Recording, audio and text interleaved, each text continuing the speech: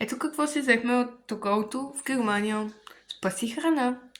В касетката струваше 4 евро от Реве. Вътре в нея, както виждате, има адски много неща. Имаме 5 моркова, които са в добро състояние.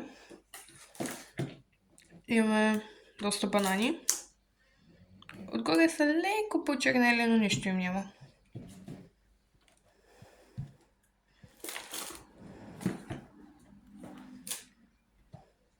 Имаме чушки.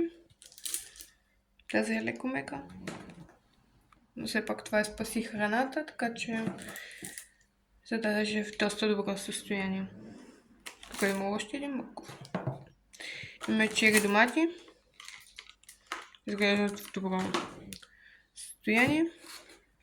Портокал. Леко е мек. Трябва да се изяде. Невредима краставица. Още един банан. Имаме айсберг. Все пак е нормално.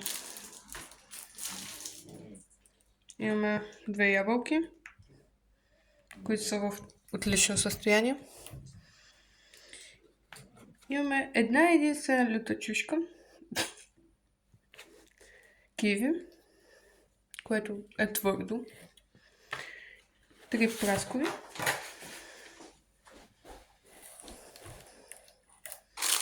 Тук се крие един нар, който трябва да се изяде днес.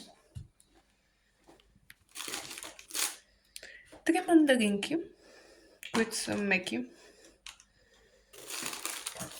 Тук се крие едно хубаво авокадо, което също е доста меко. И имаме накрая една салата, която е в отлично състояние.